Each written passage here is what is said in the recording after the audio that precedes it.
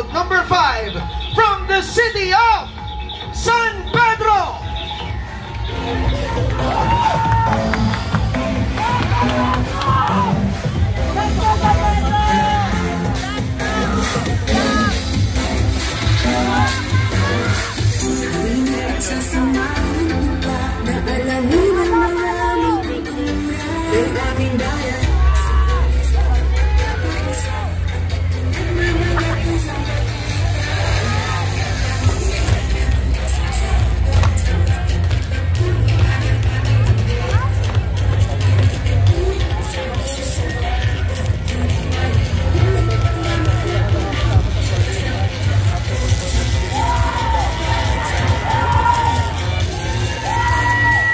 Sampaguita ang puso ng pagkakaisa.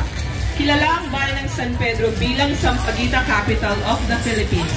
Ginugunita ang Sampaguita Festival upang bigyang diin ang kahalagahan nito sa kultura ng bayan at pagyabungan ang industriyang ito. Tampok sa karosa ang mga manok na nagsisimbolo ng kasaganahan ng makabagong San Pedro. Ang arko at mga susi naman ay sumisimbolo sa pagbubukas at mainit na pagtanggap ng bayan sa mga lokal at dayuhan nito.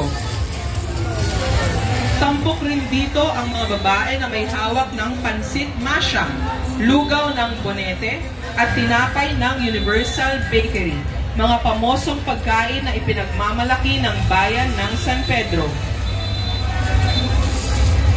Makikita din dito ang imahen ng mapaghimalang Lolo Uweng at ang balon ng tubig na ayon sa mga deboto ay nakapagbibigay lunas sa kanilang mga karamdaman.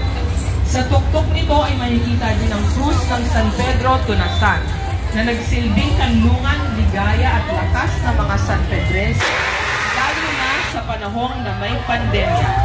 Sa bawat bulaklak na inaalay at sa bawat sayaw na isinisigaw, itinatampok ang kasaysayan at kagandahan ng San Pedro na nag-uumapaw ng pagmamalaki, pagkakaisa at pag-asa para sa progresibong kinabukasan ng bayan. Muli ang landslide number 5, City of San Pedro.